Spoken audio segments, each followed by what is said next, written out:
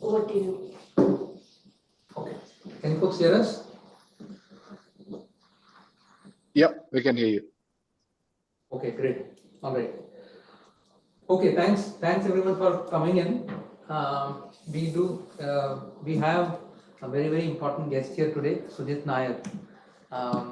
Sujith is the CEO and co-founder of FIDE, and earlier it was called Beckn Foundation, and many of you may know, some of you may not, but Beckn Protocol underpins ONDC.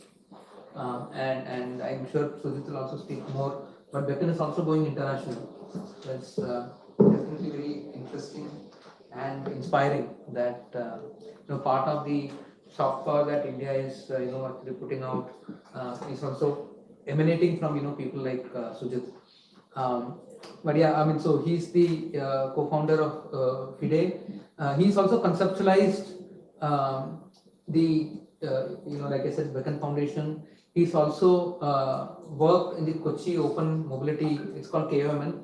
That was probably the first sort of Beckn-based implementation of Beckn, right? And then of course now Namayatri, people who are in Bangalore who use it, I have used it, it's pretty good. That's what I heard is it's doing more than 50,000 rides a day. Close to that. Yes, 90,000 consistently. Wow, that's I think incredible. And before this, I think Sujith was working with ENY. That's right. Yeah, ENY. And the other interesting thing about Sujith is he's starting to dabble in poetry. And he also knows all the South Indian languages. But yeah, I mean, if you do have time, probably we'll check in. So it's a language test or something. Not a test, but we'll probably ask you to maybe tell, recite one of your poems if you don't have time in the end. I know they are recitable, but but yeah, I mean, welcome Sujith, very warm welcome. Thank you so much. And I think it's incredible what you folks are doing, and it's also incredible that we've been able to be associated in some form. For example, Veera here is working with ONDC at the moment, and then of course I think Umesh and Sujith have been having a lot of conversations as well. But let me start first with the very obvious question. Sure. Obviously, you started in management consulting. You were in the private sector, right? So I think I still am, but we can continue. Okay, so you were in the private sector, a more capitalist sector, let me call it that. But what made you sort of make this jump and then get into this digital public goods, digital public infrastructure space? Sure. Now, firstly, good afternoon. Thanks, Vinod, for having me. It's lovely coming back to this office. Maybe I should have come more often. Thank you anyway for inviting, and hello to everyone online. Thanks for taking the time out. Am I audible enough? I hope the voice is coming through. Great, thank you. So why did I make this switch? I think the two people responsible for that have become the co-founders of Beckn Foundation. So there was this time when I was doing a lot of public sector consulting work in Ernst & Young. And this is the early form of digitization the country was going through, where putting up a website was considered digitization. Having a portal, just listing out information that citizens should naturally have, but on the website was considered to be a significant reform. So we were in that era, and something changed in that era, right? India did not go through the way of digitization the way other Western economies did. We did not have a population scale adoption of PCs and laptops. We just leapt from nothing to mobile phones. That was happening on the side. And then suddenly this idea fell from the heavens called Aadhaar, where suddenly we have somebody like Nandan Nilekani becoming a cabinet ministerial official, launching this program. And I was doing public sector consulting in India, so I said that, okay, it will be great to be knowing how will that change the mindset of how governments start thinking about digital. And so thankfully I was part of that Aadhaar project by sheer accident. Somebody else was to be doing that project. The person fell sick, and look where we ended up. So I just got airdropped, and I realized that we need to get this biometric system up and running in 4 or 5 months for probably what could be the world's largest biometric system, right? But I think beyond those details of a biometric system and a government program and some ID program like a welfare program, what sort of changed for me, what got me converted to this form of thinking was the vision that Nandan and through Nandan, Pramod and others were able to communicate about how do you think of technology for population scale. And as an engineer myself, who has done some bit of assembly language and software programming before doing my MBA, and then as an MBA, I realized that my learnings around technology and scaling or digital transformation was actually completely opposite to what I was hearing in Aadhaar. They're saying, do less with tech. Keep it minimal. Keep it more like an infrastructure, not a solution. It did not, for me, it was very jarring. So I got invested in that. And when suddenly the results start showing up, to get from 0 to a 40 lakh, 1 crore enrollments, I started saying that, okay, there is some essence to this whole thinking where you're not thinking about solution, but you're thinking about infrastructure with digital. And that thinking unlocked with Aadhaar. And I've been a convert ever since. So it's kind of become like a template of thinking for me. I can't unsee it anymore. And then I forayed into doing other work outside of Aadhaar while still in EY. The next sort of adventure I went into is the whole mobility and payments. And there again, I was starting to use this template. And then I quit EY because I realized that there's probably more to doing this yourself than just being, having an advisory position as a consultant. And that's when I tried to do this population scale, keeping it simple at the core, but having a mammoth ambition of population scale. I went to China, did some bike sharing story in mobility. But then I got this call back in 2018. Pramod knew that I was doing something in mobility and I was trying to be around in the fringes of this whole work around India Stack and others. So when this opportunity came and I heard that Nandan is also thinking about mobility. So November 2018, we had this conversation saying, can we do something like UPI for mobility? And that was the only thing. We were only thinking about mobility then. We didn't think about anything else. And that opportunity, when it came, I just grabbed it with both hands. I said, okay. Not-for-profit is the only way to do it. So I said, okay, let's do this the way and create a open source digital public good, which can create DPIs like ONDC. So I think it's just 2018 is just incidental. Had this opportunity happen in 2011, I would have taken it. So for me, it's quite natural to be here than to be anywhere else. So it's not a big shift in my, if you've been through our journey, it's not a significant departure. Interesting. The change looks like an illness actually created some good. Yes. So we keep talking about happy accidents. I think my story is full of happy accidents. So Beckn itself was not supposed to be doing ONDC.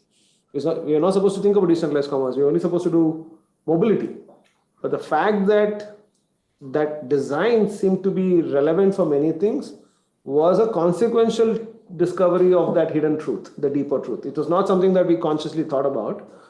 And so therefore ONDC and a bunch of other things that we're doing. So it's all happy accidents. So you were saying in 2018, when you were conceiving Beckn, the seed was actually mobility. That's right. In fact, in 2018, after the conversation, I registered a website called Open Shared Mobility. We set up a foundation called Open Shared Mobility. In July 2019, when we started figuring out what this thing is, that this is actually a protocol and not just a bunch of schemas, we started calling it Beckn Mobility. So a lot of our earlier posts and others, you'll see a lot of Beckn Mobility, Open Shared Mobility Foundation and all that. It's only after 2020 April 17th, I still remember we launched the next version of Beckn. The initial version was in October 2019. April 17, 2020, we came out with a generic but exhaustive protocol for all sectors. And luck behold, on 24th of April, I am on a call for the pandemic task force from DPIIT saying, let's unlock value chain, supply chain and all that. But that created a happy accident pitch for what would next be the ONDC story. Yeah. Wow. So all happy accidents, as you would Happy say. accidents, but yeah, I think COVID was, perhaps we could have. Yeah, I would say for me it was a happy accident. Yeah. Yeah, although I should not say it openly because it But did yeah, take no, me I minutes. know what you're saying. Yeah, definitely. I think, as people say, right, you should never let a calamity go waste. So that is definitely. Absolutely. Yeah. It's definitely helped digitize or at least put that urgency amongst a lot of people in terms of digitalization. So that's really, at least I didn't know that mobility was sort of the seed around. So I think that's very interesting to know. So we have scope creep like nobody's business.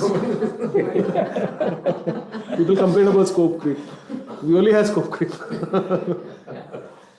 When so long as there is money, scope is always welcome. But okay, so that's of course that's very interesting. And now I think there won't be many people, at least in the metros, who don't know about ONDC. Definitely it's very much in the news. It's starting to make a difference.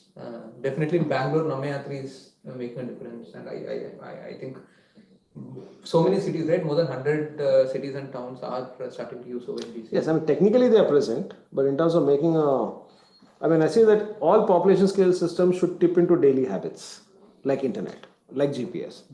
So if that's the aspiration, I think that is the aspiration of ONDC. If you compare with that, I think we're still taking baby steps. Yeah. So okay, so that's a good segue for my question, which is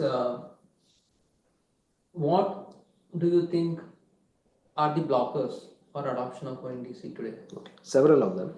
Okay, so maybe I'll pick the ones that I'm conscious of.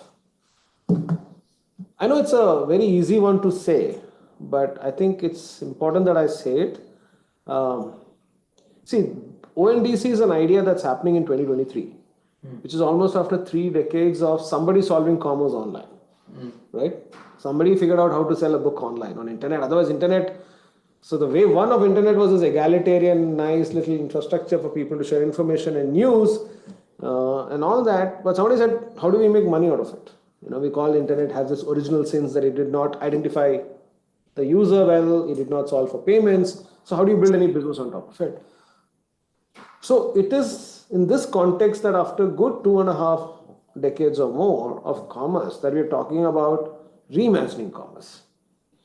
So you need to solve for that mental model, that legacy of how do you solve. And I think let me just articulate some figments of that, right? As to what is that mental model you are talking about. One, we are saying today, and I'm not saying this as a way of complaining, but it's a way of thinking, that we are in a world where we look at customers should always be instantly gratified, right? So which means if I have to instantly gratify a customer, I'm going to make this as a very probably bordering scandalous statement, but the fact that if you want to gratify a customer, which is a good thing, it does create a systemic choices in your design. Now, what is the choices? The systemic choice in your design is that you have to solve for everything that it entails to solve for instant gratification, which means that you have to solve for better user experience, you have to solve for better enriched catalogs, you have to solve for their inventory uphold and information around that, you have to solve for fulfillment, post-fulfillment experience. So you're running a very tightly wound sort of a play to offer that instant gratification, which seems to be working. But in that pursuit, did we miss some of the other systemic risks that come with it? And it's probably not a risk if you don't see the context, but there is a risk. A couple of them. In fact, I was just having a conversation with one of the design sprints this morning. First systemic risk, that in the pursuit of that instant gratification, you made some very big systemic choices. One is that you expect the consumer and the provider to be on the same platform. You have created this design necessity where you're saying there's a double coincidence of presence required. Consumer and the provider needs to be on the same platform, which means the catalog and the intent from the shopper has to be managed at the one platform. Now, why is that a systemic risk? It's a systemic risk because then it creates a need that somebody has to make that happen. And that somebody is in the center as an aggregator. So there's an aggregator model that has come in to solve for this customer gratification, instant gratification sort of a story. Now, by introducing the aggregator model, you have created a few other systemic risks. And I'm not talking about a particular company like Amazon or Uber. I'm talking about the model itself. So, sorry if I become a little professorial in this conversation, but in the model itself, that's one. The second systemic risk is, therefore, you're not just in a buyer-seller conversation. If I gratify you and if you gratify me, there's a value exchange, right? I'm selling you, you need something, I have something, so I have an I needer, I have an I haver. If I can do this, I'm solving for us, so we are rewarding each other in some sense. But now I have to reward the third guy in the middle, right? So you have the burden of that incentive has to be aligned 3 ways, not just 2 ways. Okay, so that guy probably today, if a food aggregator probably has to make an 80 rupees for every biryani. Okay, so somebody is paying for it. Hi. Just put him on mute. I think I can just put him. Sure. Okay, was there a question? No. Okay, great. So that's one of the. So there are a whole lot of systemic risks around it. I mean, I just want to get into the details, but the fact that we made a design choice of an aggregator. Now today may say that, but yes, you can look at Amazon. They're all doing great. Fine. No mistakes. Make no mistake. They are working. But beyond a point, have they become universal? And when I say universal, have they gone beyond 45 to 50 million active buyers online to 450 or 500 million? We are a country, especially if you look India as a context, we have 500 million people actually solving for the one that needs the highest amount of risk, with payments. People are trusting payments online.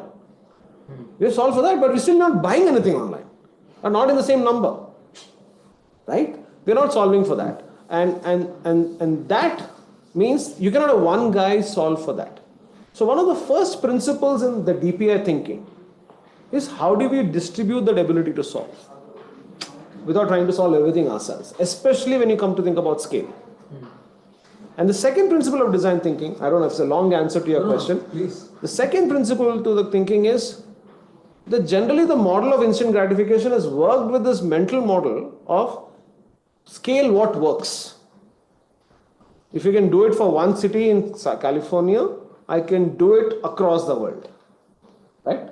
But as you expand to population scale, to planetary scale, there are different contexts, different challenges that come. You did not have solved for that because you solved for one particular context. Yes, sir. And then suddenly that design may not work. So the second thinking shift, that mental model shift we need to make, is going from scaling what works to what works at scale. And I just want to talk about UPI as an example here.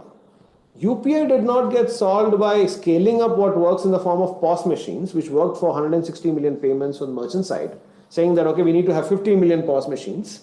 That's not going to happen because they're bulky, clunky, costly. Somebody has to pay for it.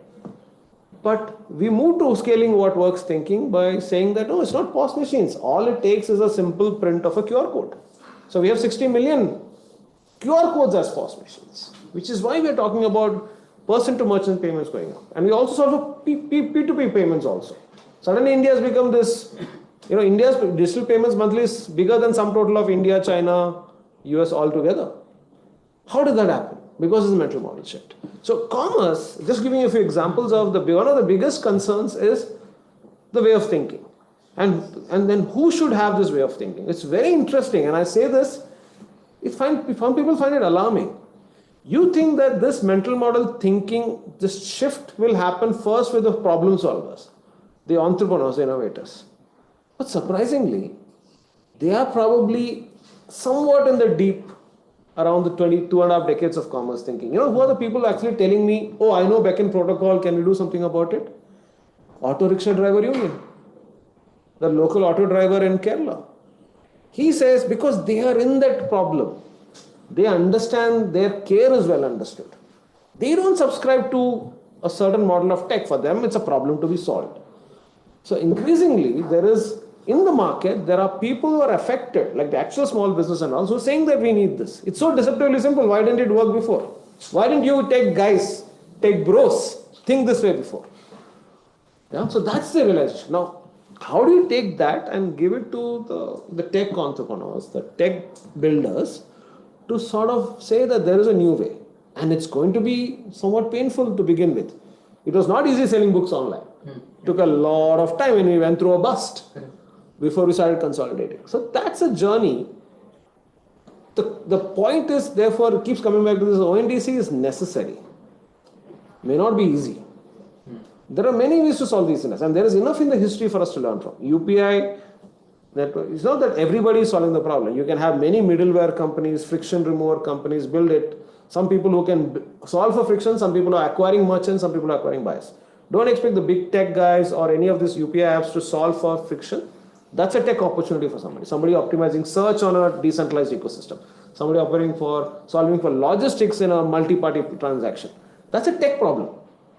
The good thing about this ONDC thing is you're solving for that problem. You don't have to worry about getting the customer, getting the catalog, getting your search working as a tightly wound up instant gratification. So, are we willing to make this leap of not worrying about instant gratification? Yes, you have to solve for it. I'm not saying discard that, but not worry about it so much. Then the imaginations will start flowing in. And that's something that ONDC's endeavor is. Absolutely. So just to maybe in some ways demystify through an example, right? So what I've heard is mobility. Take mobility as an example. If an auto driver or a taxi driver were using one of the existing platforms, think of Uber or Ola or any of that, right? So if I am a passenger, I will tell the driver, pay kar diya, right? I mean, I've paid. I'm actually paying to the platform. And by the time this driver actually gets the money, it will probably take them a month or 2 months. Now these are people who need the cash immediately. They need that money immediately. And so with these new platforms that ONDC creates, right? Now for that auto driver, they could actually say, hey, I will do a prepayment to get on the platform. Maybe I'll pay 100 rupees a day. I will get on the platform. It's 25 rupees a day, by the way. 25 rupees a day. I'll get on the platform. And the customer directly for what I need. So, zero commissions, Yeah, zero commission. So, suddenly the whole thing changes, right? So, I mean, it's so much better for the auto drivers and the taxi drivers. So, this is, I think, when we're talking about the people on the ground, right? I mean, this is how something like an ONDC can actually change their life and their ways of working. So, it's very powerful. Thanks, Sujith, for sharing that. So the next question I had was, of course, ONDC is happening in India. Yeah. And last time when I spoke, I understood that you are traveling around the world. Not round, but yeah. At least to some parts of the world. So could you maybe tell us a bit of what's happening internationally? Sure. Yeah, I think firstly, Beckn is fully open source protocol on GitHub. Okay. It's there for everybody to see. You don't have to wait for somebody like Sujit to talk about it. It's fully open source. I wish it was as open source with no FIDE. Sometimes I think the FIDE is a cost to that effort. But it's fully open source. Okay. And I think with ideas like ONDC on one side and ideas like Namayatri on one side, and people are looking towards India for, what could be the modern infrastructure for digital era, India seems to be showing up a narrative. And G20 captured a lot of that. So it kind of driving the awareness on this idea. They're also sort of intuitively figuring out that ONDC is not a monolithic, like an infrastructure that has to be used as ONDC. There's an underlying protocol which is open source, fully. And this open source protocol is generic, not just for retail or commerce. Maybe that's where ONDC started off, but that's not where anybody has to start off. We have energy on Beckn. Maybe we can talk about it later. But given that interest, given people are recognizing that, we get a few interests from places. And surprisingly, it's not just the global south that India is now representing, but also interest from global north. Because I think the nature of this protocol is such that it's a very commercial sort of a thing. It's about any digital online trade.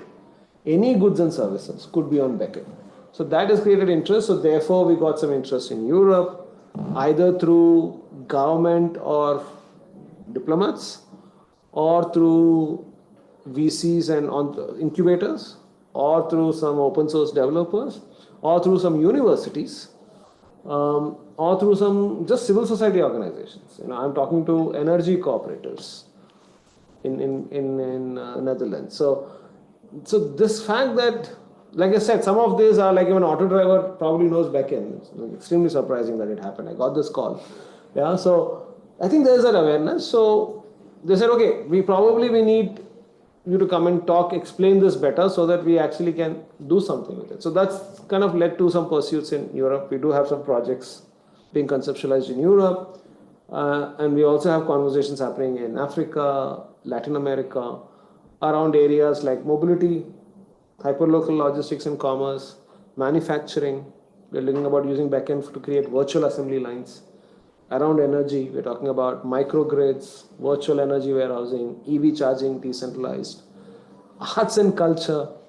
Arts and culture is a catalog for students to get exposure to arts and culture with government subsidy put in. Yeah, so these are some of the projects, and then a lot of discussions around circular economy, climate off late. So that is kind of guiding these visits. So idea is to help them think like how India is thinking with ONDC. They can also think with like ONDC, or they can work with ONDC, whichever way. I mean, whatever is the best. I mean, for example, Singapore is doing an export transaction with ONDC today. We had the first export transactions happening. Yeah, so those are the ideas that people want to have.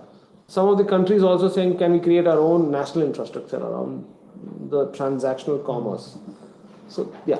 Oh, that's very exciting. And I think this is where that what works at scale makes a big difference, right? Because obviously the national contexts are going to be very different. That's right. And so if you're able to sort of, it's a protocol and you probably will be able to pick and choose and then integrate with what's already existing. It's important that you say that. I think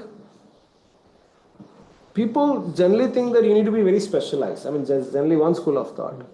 I think the Beckn's power, as we discover now, is more of its generalization.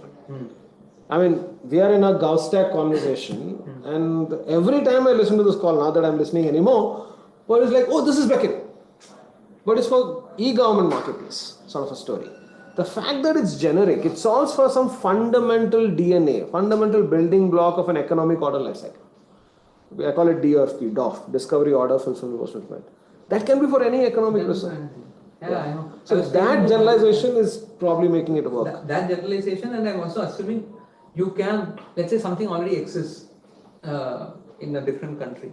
So you may be able to take one module of ONDC which that country doesn't have and then sort of fix it. So it's not like any entity or country has to think, hey, I have to like redo everything, I have to stop everything. Right? So you and I think ONDC is not just, I think where ONDC becomes so important for even for the rest of the world is ONDC is saying, one, we are not just ideating with it, we have just picked up the protocol and we're building with it, right? It's actually happening.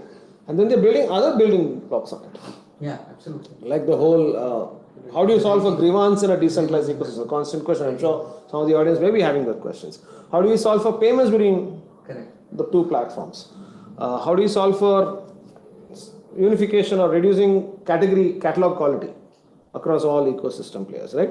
So all that are building blocks on top of it. So this is becoming like this Lego blocks of ideas. So which means any country which is doing ONDC kind of an idea tomorrow, they don't start from Beckn and think upwards. They see value in ONDC. So that's one of the angles that I see coming up. Very useful for us to the world. So sort of changing track here. Sure. Do you have any sort of on the ground story to share, given your experience in this space, right? Anything that has moved you, has made you feel satisfied that, hey, I'm glad I'm in this space, it's made a change or something. Okay, so that, I think that, I won't say it moved me, but that was a moment of epiphany, for me a moment of reckoning. I was so busy in Aadhaar, I mean, consultant, Aadhaar, early days, no team, very small team. So you can imagine what the work life schedule is like.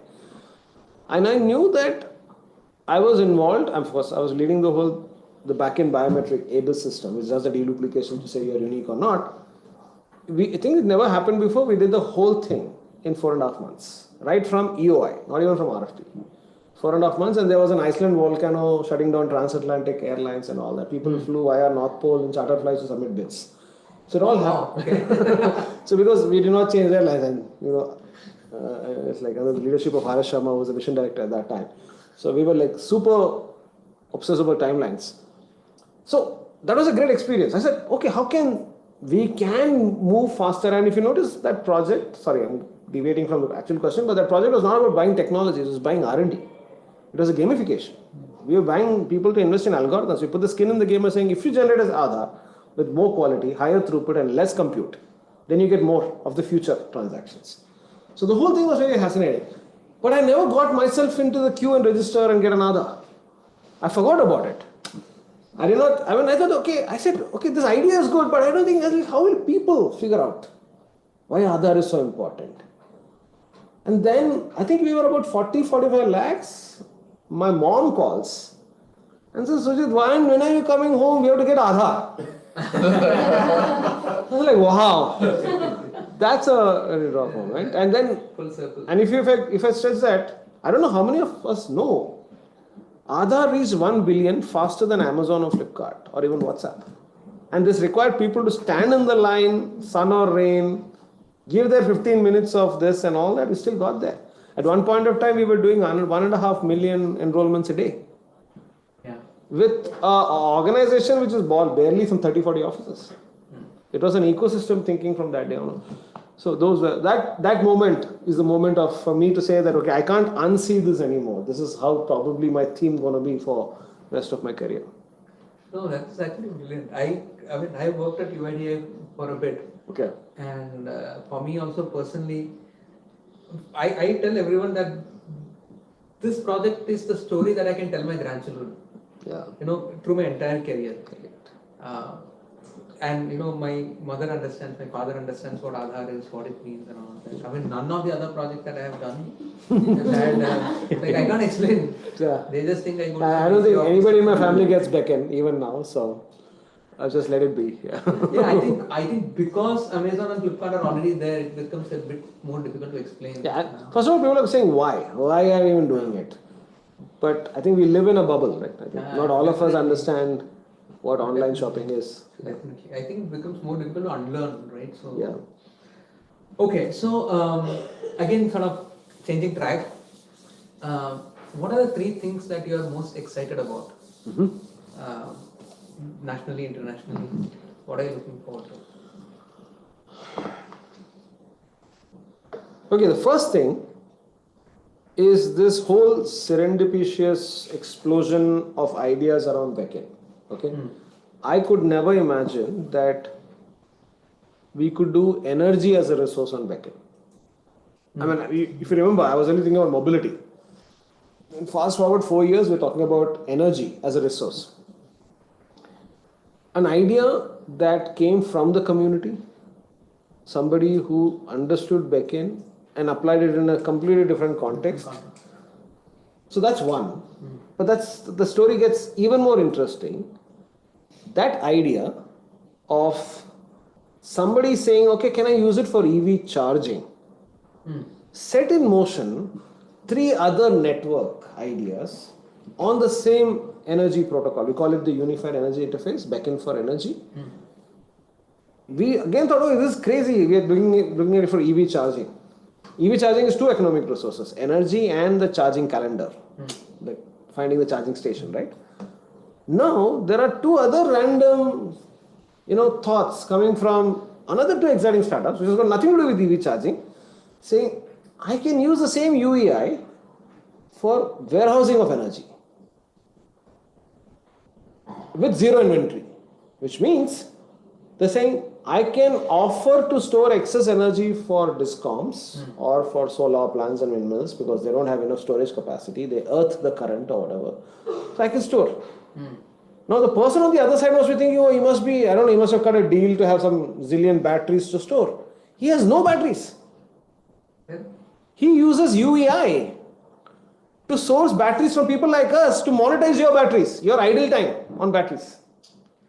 Oh, so that's actually from the whole blockchain concept in some ways, right? Yes. So you're saying you have a battery, you have a bus with a battery, you have a car or EV car which is with a battery lying idle through the night. You probably just need 2 hours of charge. So what are you doing with the remaining 6 hours? Allow me to send current and take current back. I'll pay you some money. Wow. Somebody's thinking about that. And he's doing it without buying any single battery. And somebody, the story gets even better. Somebody is saying, I will get refurbished batteries to be this great. So what's happening now? If you connect all these dots to... So like this is afterlife. This is Airbnb in energy. Correct. So now imagine the story, okay? If you you can use a WhatsApp or anything to discover EV charging from any charging operators, technically in India, in good time. You don't have to download the 30 apps or 30 charging operators when you are going outside of Bangalore, let's say with your EV car. Now that guy who's offering the EV can say, do you want energy for 15 rupees a unit or green energy for 13 rupees a unit? You thought that green energy like green petrol would be costlier. But he's offering green energy for 13 rupees because he's actually getting it from an idle time battery somewhere somebody was using. So green energy is actually becoming more cost effective. People will find it cheaper. Because that charge would have been charged from the solar rooftop or whatever, right, but lying idle. So you see how the value chain is transforming by just... So this is DOF leading to that DOF, leading to another DOF, leading to another. It's like, it's power 3 sort of a story. And that's the network effect that we are seeing with a concept like a protocol. And was the protocol written for this? No. This protocol was written for something else. But abstracted, generalized, because somebody else is solving this problem. And that is a story that for me is one of the exciting things I'm upset about. There are a few others, like, we are truly living in an AI era now. I mean, there's no going back in some extent. So the possibilities are immense. I keep saying that there is enough. We think that we live in a world where pretty much our online experiences are seamless, where there's some access to goods and services, from education to content. But there's so much of friction and anxiety built into that. Yes, great ride-hailing companies solve the anxiety of going and finding a taxi on the road by putting a taxi stand on a mobile phone. They solve the anxiety. But there's an emergent anxiety saying that will he cancel, will he come? Correct. Right? All that. So you should, I think, with a reasoning engine, language model, and an interoperable fabric with a protocol, we have been starting to imagine what that new experiences, combinatorial experiences will be. I think that story is going to be phenomenal. Yeah? I mean, the fact that today on an ONDC, I can speak to my app in Gujarati and the seller will listen to it in Tamil is already being done because you have Basini and ONDC. But I'm talking about something more that can happen. I can't even sit and imagine what that more can be, but that's very exciting because of this AI kind of becoming a thing of a consumer tech and the reasoning becoming stronger. I think that combination will create what I call the new sets of Cambrian explosion, like how internet created. So I think we are living in probably the second or third epoch of machine digital, which we can't even start to imagine enough. So one question. So the EV one was very powerful. Yeah. I mean, it was just great. I'm assuming that's outside India. We are doing a pilot next week. No. So the EV, the folks were talking about... all in India, all Desi startups. All these are Desi startups? Yes. Oh, wow. Two guys in Bangalore, one guy in Noida. I'm not kidding. I'm telling you, there is so much imagination. And that's the power of open source community, the power of community. I really They probably thought they were competing with each other. Then they said, no, we can actually... because I think, why is this important? Unlike commerce, because people have a set mindset thinking that the cream is already on e-commerce. Here, this is a nascent problem. It's a new market to be made. An entrepreneur thinks differently when there's a new market to be made. He says that, boss, I have to take the burden of making the market before making a product market fit. Yeah, but here, now they're saying, boss, I want to make the market faster, so why go alone? Right. These three guys are making a market far bigger than what they could have done perhaps in their own lifetime. So there is a desperation, there is a need for leapfrog, which is not there with some of the big incumbents today. Sure. Their moment of leapfrog was 10 years ago. So I like these leapfrog moments. What are the leapfrog moments? So for example, Middle East, they're moving their assets from oil to sustainable energy. They will be in the global north, be far more hungry to leapfrog than Europe or America, because they have a need to shift. So I like those little patterns where, that's why I think energy could be a story. Necessity is the mother. I'm sorry, I'm not betting or giving any prophecies here, but that's a way of thinking. Yeah. No, but it's a very powerful story. And Yeah. what is possible? I mean, it's a good thing of what is possible. Okay, last question from me. After that, we'll open it to the audience. One question. Yeah, but I do want to ask one more question and then so what, ThoughtWorks? Yes.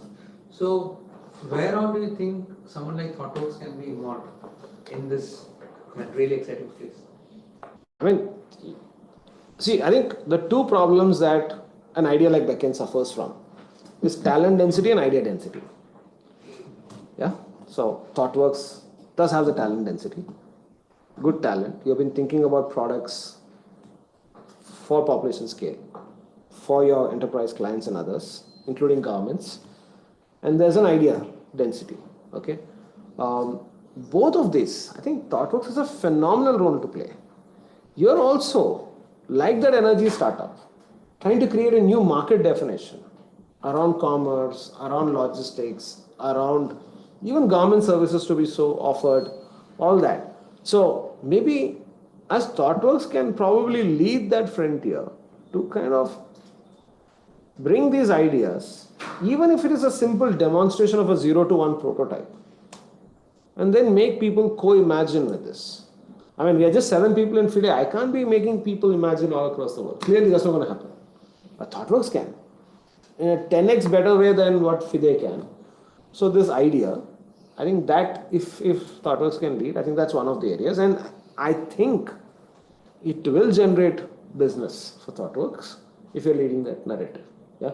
I think I don't have to tell ThoughtWorks. I don't think there are very few companies in the world like ThoughtWorks who think that there's money to be made from open source, right?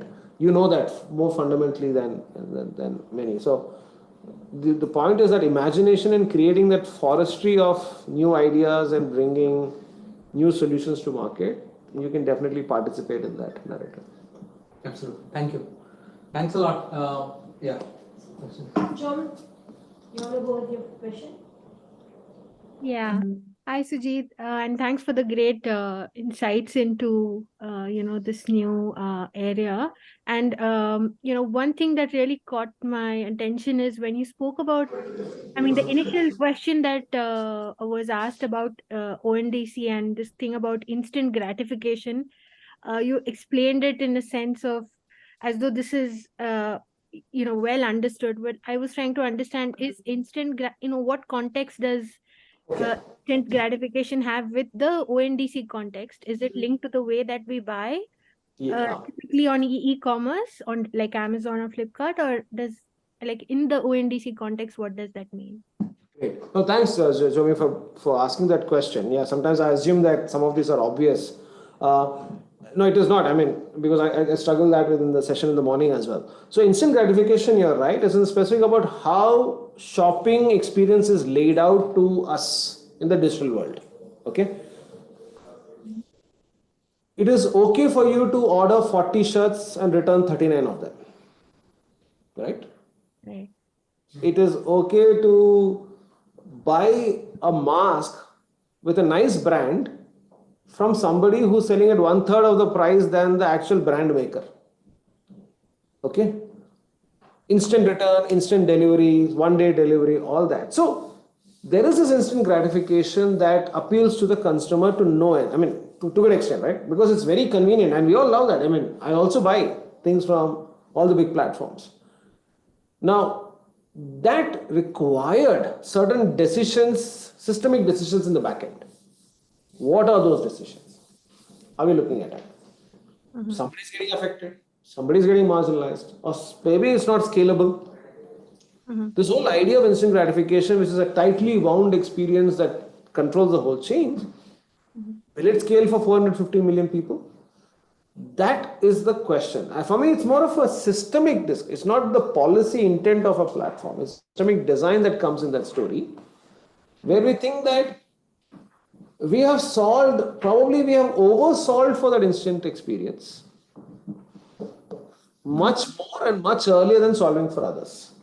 Now, if we were to just allow ourselves to say that maybe this instant experience is a 5-star, probably we'll be okay with a 4-star to begin with, but solve for the other edges, and then collectively it becomes a 5-star.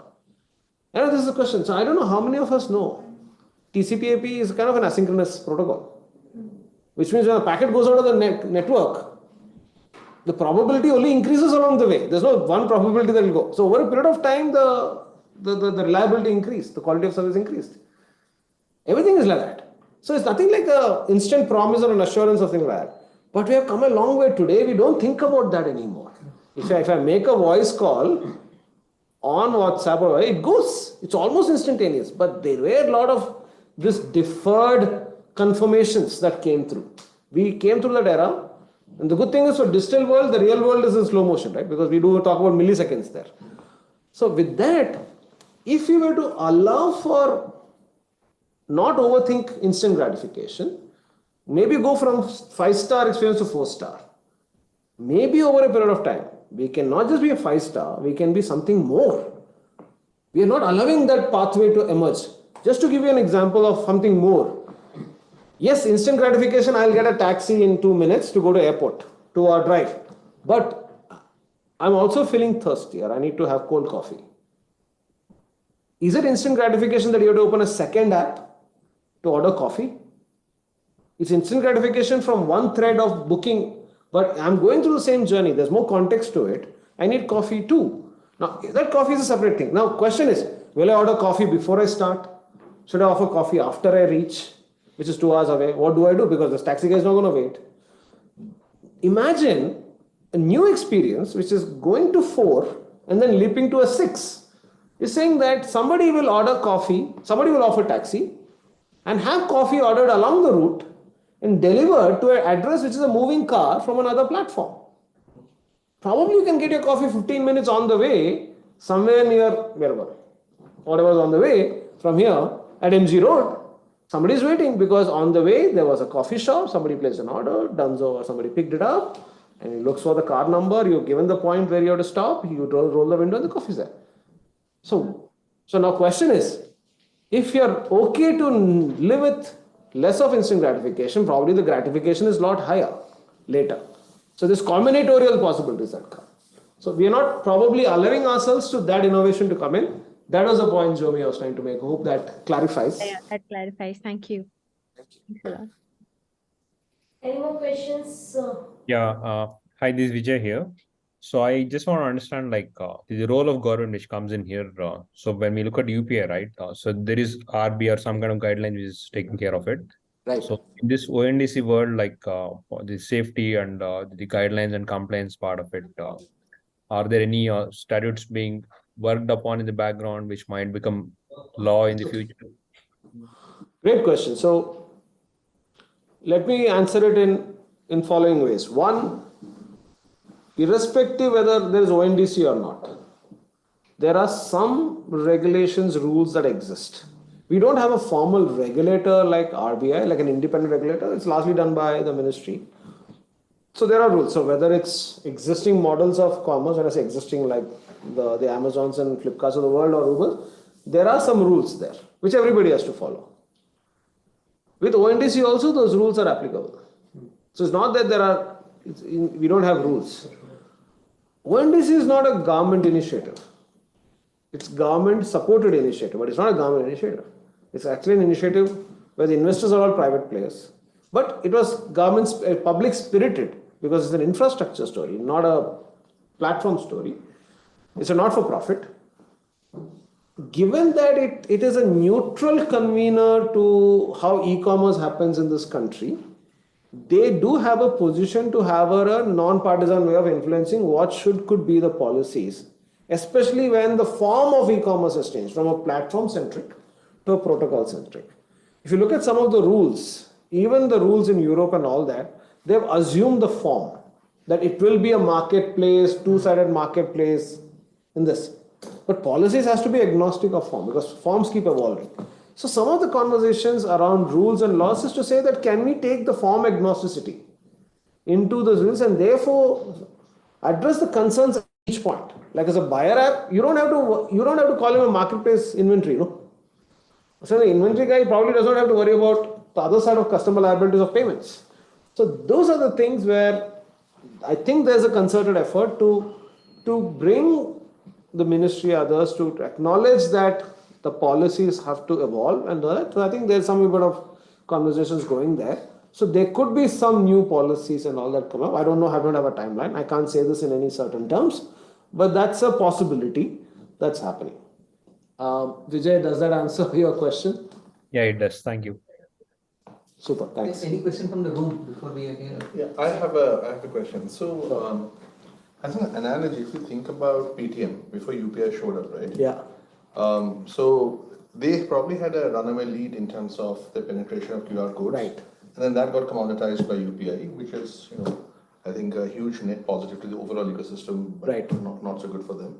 Now, a variation, like a more abstracted version of that, I think that a lot of, our clients, we sort of have to deal with that question, is what is the intersection between let's say proprietary business models and this kind of an open source, let's say, public spirited business, infrastructure. Sure. Like what are those points of intersection where you can figure out, what will get commoditized, what will still, remain valuable for the private sector to offer, right? Sure. Those kind of things, right?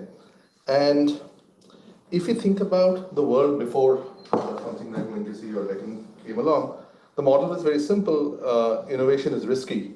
Somebody is paying for that risk to be sort of, mitigated or resolved.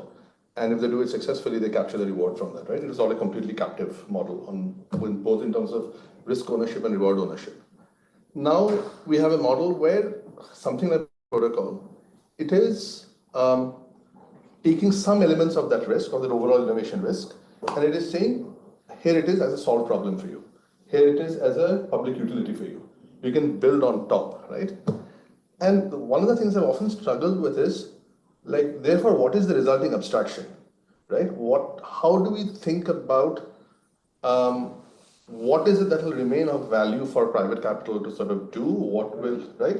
So I don't know if you have any thoughts about what is the right balance. No, absolutely. No, I will answer those questions, and I do have some very clear thoughts on it. Firstly, on the lighter side, I've been accused of being a socialist and a capitalist. so just to, but let me answer this. I think if you think from an economy perspective, and then I'll talk about an enterprise with risk capital, okay, an investor throwing money. As an economy, you want a functional, growing economy. You don't want the economy to be a 100 rupees market. You want the economy to be a 100,000 rupees market. Sure. Okay. Now, if you think that the market should be 100,000, then how do you quantify risk? Because what some of these leading companies or innovators in general, no matter which market, and not particularly India, they start addressing the 100 rupees as the addressable market, and then say there is risk and therefore risk capital is for that. And cornering an 80% share in 100 rupees market seems to be the game. But the definition of risk, the definition of market is changing every day, whether you like it or not. With AI coming and all that, maybe the things are changing. So the first is, are we reconciling this fact that the market is much bigger or much more or different than what we always assume it is? Okay. And that's where the question then becomes, are you avoiding that question in the first place and therefore saying, I wish it's a 100 rupee market so that I can build a unicorn?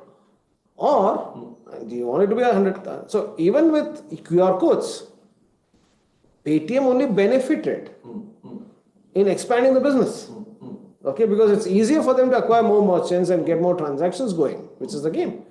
Yes, but if you say that no, but this is a moat I wanted to have, then the question is what is your central question? 100 rupee moat or a 15% in a 200 rupee market? So that's an existential question that it's a mental model shift that people are dealing with. It's not actually a risk question. Because what we're doing with a UPI or Beckn is redistributing the risk and cost.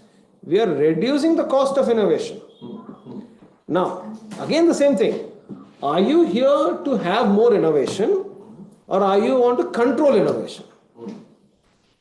With control innovation, your market gets diminished, your size of the market you address diminishes, but your valuation probably looks nice. But what if innovation itself is flourishing? Yeah, what if innovation, the cost of innovation is going down, the cost curve declines are significantly higher, the market is growing, you're building a sustainable business, and sustainable business also generate valuation. At least it's a sustained valuation, not a come and go valuation of a unicorn. Right? So that is the possibility. And funny, we're having this conversation about valuations of tech companies, internet companies, on a market that was created by an open infrastructure like internet. Yeah, where is a ride-hailing company or a delivery company or an e-commerce company if internet was not open, if GPS was not open? So what is it? So problem is that the conversation is becoming a bit broader, and it's sometimes inconvenient to expand that conversation. But that you can't deny that there is room for expansion with infrastructure. Emails, we do 200 billion emails a day, it's an open protocol. Internet, we have 25 billion devices or more connecting to internet. ChatGPT happened 100 million users in barely a month or more. Again, because internet kind of brought distribution to cost to almost zero, right? We are now creating the cost of creation to zero with ChatGPT. You can't control those epochs. You can live within I wish the world doesn't innovate, therefore I'll keep my moat. It's not going to happen. So that the land is shifting under you. So therefore the arguments look like, okay, where is innovation for private equity? Where is innovation for private capital? For private innovation, if everything's... In fact, I do remember in one of the forums somebody asked, if you are innovating, what is left for us? I thought that's not the question you should be asking. There's no innovation. First of all, this is not innovation. This is just old school thinking. We just brought internet as a way of thinking into commerce. But there's so much more other problems that emerge. You're displacing a problem to a higher value. Yeah, so I think there is that as a human mind, as a species, we always look at existential threats. We see everything as a threat before we see an opportunity. I think we go through those motions. Tell me this, if there was no UPI, how will you collect mandates for your loans today at low cost for 100 rupee, 200 rupee loan? Okay, how will you do UPI Lite, which is offline? By the way, all of this was designed in 2015. This is all possible. We just didn't talk about it. After 7 years, it's looking like an innovation, right? UPI Lite, Hello UPI. I mean, Hello UPI probably, yes, came out late. But all of this was thought through. Mandates was thought through. Recurring payments was thought through. Because the protocol allows that. It's mathematical, right? I mean, what is collect call different from acquiring a transaction? It's pretty much the same. It's just how protocol design works. So, therefore, you are enabling far more newer opportunities rather than saying, okay, what is left for me to solve? There is enough problems to solve. I mean, we have climate problem, we have all kinds of problems, as Nandan says, the world is getting colder. The world is getting hotter and the relationships are getting colder. We want to make our own chips. Every country wants to make our own chips. We want to build our whole stack of tech from the chip upwards. Yeah, there is enough problems to solve. India is a corridor for all these problems. Every problem of the world goes through India, some way or the other. Yeah, so energy, somebody is solving. India is an energy deficit country. Look at the ideas that are coming out of this. So I think it's probably it's a little myopic to see this as a threat or see that where is the value. So yeah, no, I think. Sorry. We are at the hour. Oh, okay. So Okay, people will start dropping off. But maybe we can probably give one more question to someone else. Yeah, okay, let's go. Since we are here, we can talk. Yeah. Anyone else, do you have any questions? Anyone from Zoom? Any questions? Yeah, hi, Anil Kumar GT here. Sujith, great talk. Thank you so much. Eye-opening, really. And I love your picture. I'm a Calvin Hobbes fan myself. My favorite one. Yeah, thank you. The quick question I had was maybe again due to time you can take it offline as well. most of the stuff, the innovation that's happening, obviously seems to be coming from the open source and the tech entrepreneurs, so to speak. Are there any initiatives that the government itself is kind of suggesting that we actually go and solve? Do we have some kind of? Obviously, we've solved Aadhaar, UPI, all of that. And obviously government is, making use of all those facilities. That's great. Is there any big problems that they are putting in front of this group and saying, this is something that you could solve for us as well? Yeah, I'm sure they are. I'm just trying to recall what could be. Can I sort of respond? Yeah, please, sir. I think we can look at it in a more fundamental way, right? So if you look at Aadhaar, somebody in the government said we should give an ID to everyone. Correct. So they defined it in a way. So you got to give the government that. Agreed. So I was saying, what is the next step? Does government have something big like that? Is my question. Okay. So I maybe you should ask this to Pramod. He probably know. But I think I won't say government because government is not one entity, right? There's so many. Yeah. I mean, I see a lot of DPI thinking coming in judiciary. At least I foresee that. In spatial data as a way of thinking. I think this DPI way of thinking has flipped into from the market open source to actually bureaucrats having a natural inclination to think the DPI way. Wow. Right? So I think because of that, I think some of these opening up in a big way. Maybe even the government services to some extent may change. But yeah, these are some of the examples I can think of. See, what I'm definitely seeing is there's a lot of adoption and then use cases given some of these technologies. So drones in agri-tech is one example. By the way, Basini is a government project. Basini is a government project for sure. That is the text, right? I'm saying drones in agri-tech is an example. Yeah. I had something else in mind, but I sort of missed.